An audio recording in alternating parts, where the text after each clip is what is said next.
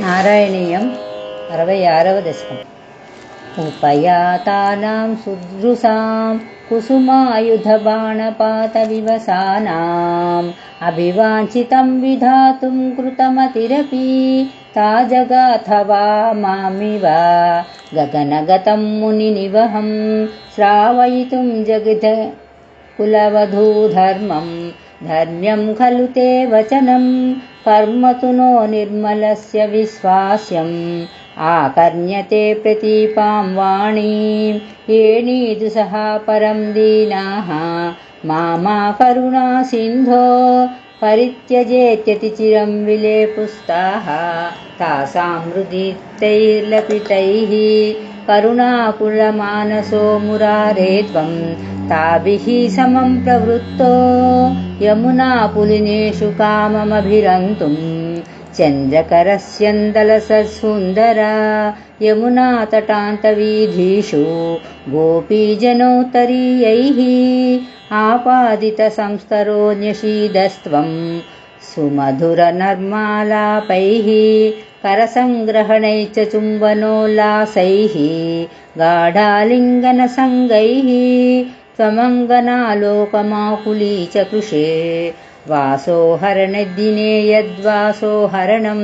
प्रतिश्रुतं तासां तदपि विभोरसविवसस्वान्तानां कान्तसुभ्रुमामददाः कन्दलितघर्मलेशं कुन्दं मृदुस्मेरवक्त्रपाथोजं नन्दसुतं त्वां त्रिजगत्सुन्दरम् उपगूह्य नन्दिता बालाः विरहेष्वङ्गारमयः शृङ्गारमयश्च सङ्गमे हि त्वं नितरामङ्गारमयस्तत्र पुनः सङ्गमेऽपि चित्रमिदम् राधातुङ्गपयोधरा साधुपरीरम्भलोलुपात्मानम् आराधये भवन्तं पवनपुराधीश समय सकलगदान्. गोपिका जीवनस्मरणं गोविन्द गोविन्द. नारायणीयं 67వ దశకం. स्फुरत्परानन्दरसात्मकेन त्वया समासादितभोगलीलाः असीममानन्दभरं प्रपन्नाः महान्तमापुर्मदमम्बुजाक्ष्यः निलीयते सौमयि मय्यमायं रमापति विश्वमनोभिरामः इति स्म सर्वाः कलिताभिमाना निरीक्ष्य गोविन्दतिरोहितो भूः राधाभिधां तावदजातगर्वाम् अतिप्रियां गोपवधूं मुरारे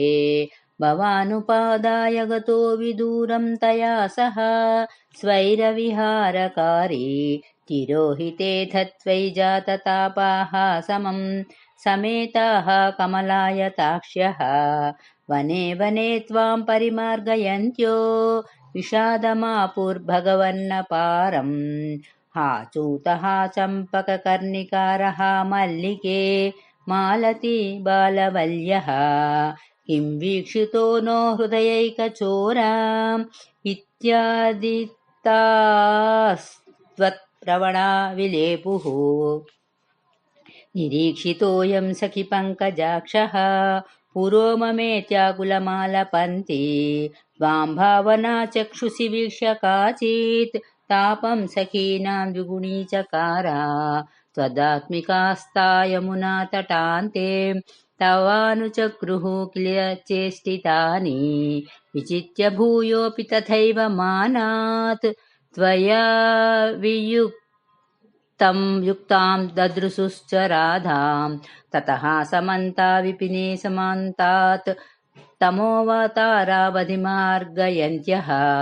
पुनर्विमिश्रा यमुनातटान्ते वृषं विलेपुश्च जगुर्गुणांस्ते तथा व्यथा सङ्कुलमानसानां व्रजाङ्गनानां करुणैकसिन्धो जगत्त्रयी मोहनमोहनात्मा त्वं प्रादुरासीरैमन्दहासी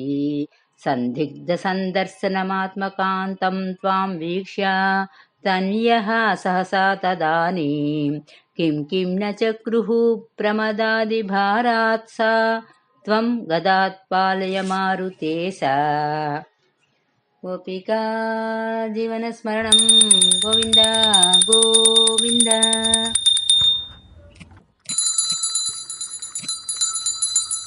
नारायणीयं 68వ दशकम् तव विलोकनात् कृष्णा गोपिका जनाः प्रमदसङ्कुला कृष्णा पङ्कजेक्षणा अमृतधारया कृष्णा सम्प्लुता इव स्तिमिततां दधू कृष्णा त्वत्पुरोगताः तदनु काचना कृष्णा त्वत्कराम्बुजं सपति गृह्णति कृष्णा निर्विशङ्कितम् घनपयोधरे कृष्णा सन्निधाय सा पुलकसंवृता कृष्णा तष्टुशिशिरम् तव विभो परा कृष्णा कोमलम्बुजं निजगलान्तरे कृष्णा पर्यवेष्टयत् गलसमुद्गतं कृष्णा प्राणमारुतं प्रतिनिरुन्धती कृष्णा वाति हर्षुला अपगतत्रपा कृष्णा कापि कामिनी तव मुखाम्बुजात् कृष्णा पूगचर्वितं प्रतिगृह्य तद् कृष्णा वक्त्रपङ्कजे निददति गता कृष्णा पूर्णकामताम् विकरुणो वने कृष्णा संविहाय माम् अपकतोऽसि का कृष्णा त्वामिह स्पृशेत् इति सरोषया कृष्णा तावदेकया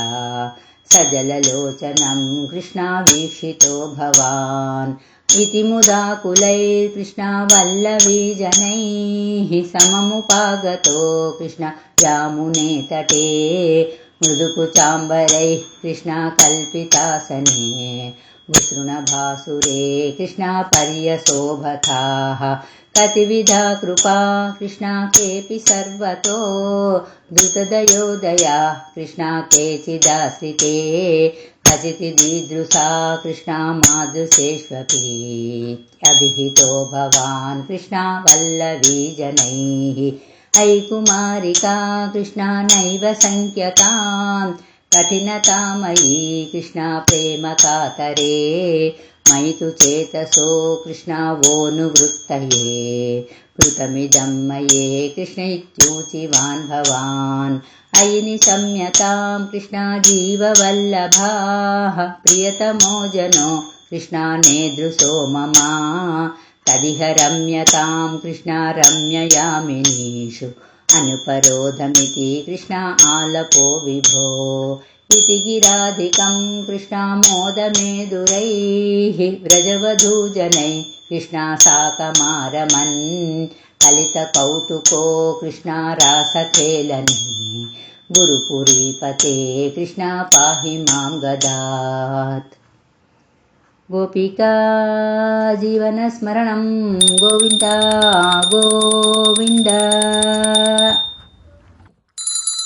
नारायणीयं 69వ दशकम् केशपाशदुतपिञ्चिका वितति सञ्चलन्मकरकुण्डलम् हारजालवनमालिका ललितमङ्गरागघनसौरभम् पीतचेलधृतकाञ्चिकाञ्चितमुदञ्चदं सुमणिनूपुरम् रासकेलिपरिभूषितं तव हि रूपमीशकलयामहे तावदेव कृतमण्डने कलितकञ्चुलीककुचमण्डले गण्डलोलमणिकुण्डले युवतिमण्डलेऽथ परिमण्डले अन्तरा सकलसुन्दरी युगळमिन्दिरा रमणसञ्चरन्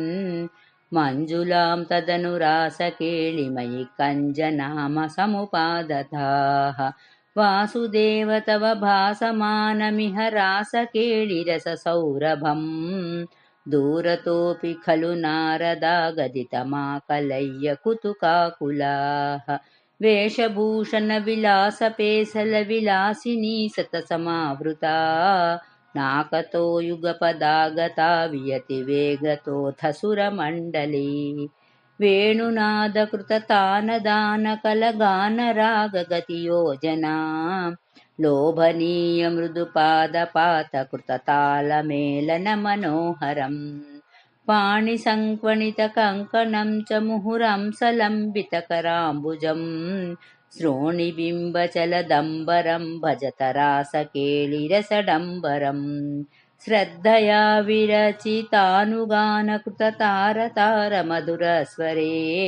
नर्तनेऽथ ललिताङ्गहारलुलिताङ्गहारमणिभूषणे सम्मदेन कृतपुष्पवर्षमलमुन्मिषद्दिविशदां कुलम् चिन्मये त्वयि निलीयमानमेव सम्मुमोह सवधूफुलम् स्विन्नसन्नतनुवल्लरी तदनु कापि नाम पशुपाङ्गना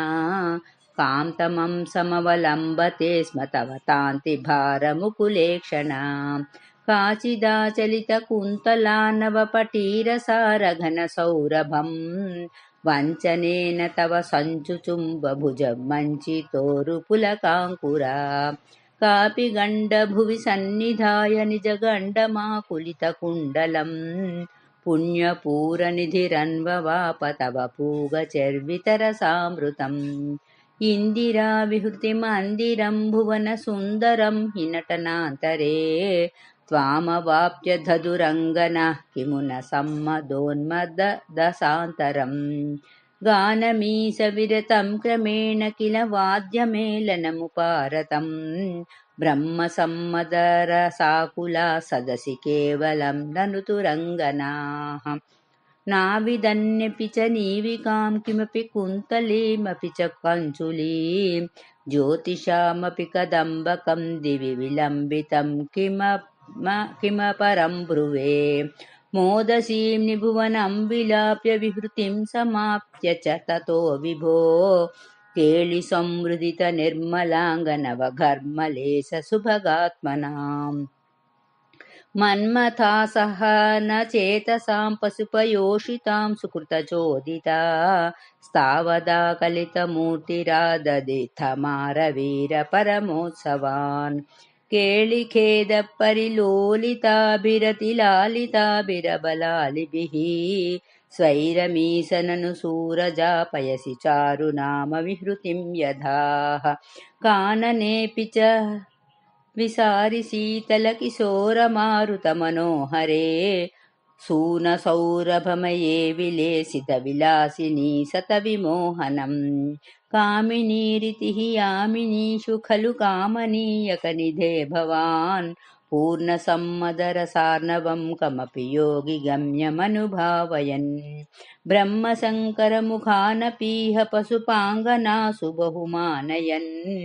भक्तलोकगमनीयरूपकमनीय कृष्ण परिपाहि मां भक्तलोकगमनीयरूपकमनीय कृष्ण परिपाहि मां भक्तलोकगमनीयरूपकमनीय कृष्ण परिपाहि माम् गोपिका जीवनस्मरणं गोविन्द गोविन्द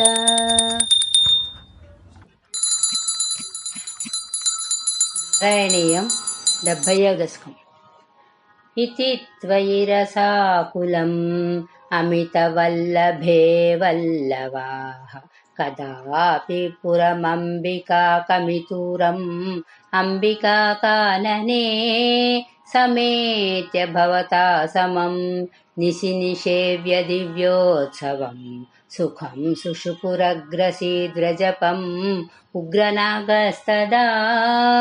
समुन्मुखमथोन्मुखैः अभिहतेऽपि तस्मिन् बलात् अमुञ्चति भवत्पदे न्यपति पाहि पाहीति तैः तदा खलु पदा भवान् समुपगम्य स्पर्शतं बभौ स च निजां तनुं समुपसाद्य वैद्याधरीं सुदर्शनधरप्रभो ननु सुदर्शनाख्योऽस्म्यहम् मुनीन् क्वचिदपाहसं तैह मां यधुर्वाहसं भवत्पदसमर्पणादमलतां गतोऽस्मीत्यसौ स्तुवन्निजपदं ययौ प्रजपतं च गोपा मुदा कदापि खलु सीरिणा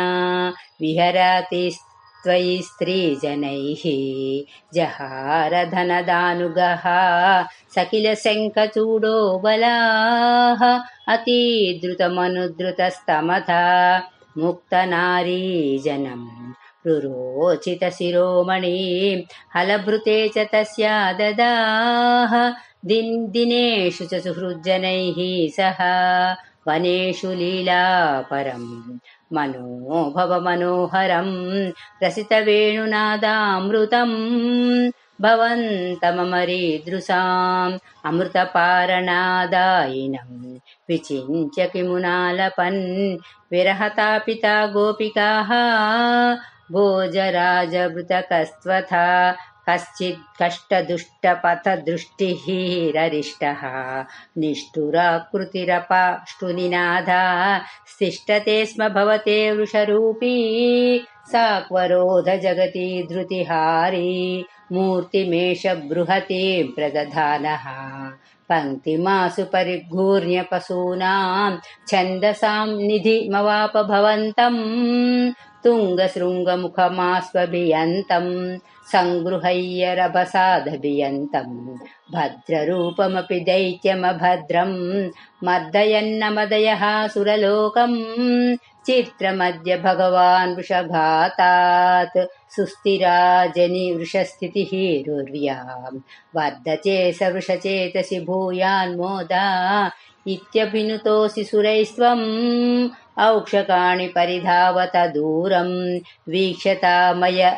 मिहोक्षविभेदी इत्थमातः सितैः सह गोपैर्गेहगस्त्वमववातपुरे सा गोपिका जीवनस्मरणं गोविन्द गोविन्द नारायणीयं 71 दशकम् यत्नेषु सर्वेष्वपि नावकेशी केशी स भोजेषि तुरिष्टबन्धुः त्वं सिन्धुजावाप्य इतीव मत्वा सम्प्राप्तवान् सिन्धुजवाजिरूपः गन्धर्वतामेष गतोऽपि रूक्षैः नादैः समुद्वेजितसर्वलोकः भवद्विलोकावधि गोपवाटीं प्रमर्द्य पापः पुनरापतत्वाम् तार्क्ष्यार्पिताङ्घ्रे स्तव तार्क्ष्य एषा चिक्षेप्य वक्षो भुवि नामपादम्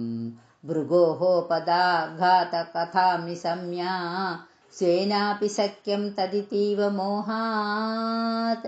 प्रवञ्चयन्नस्य कुराञ्चल्लं द्रागमुञ्च चिक्षेपि ददूरदूरम्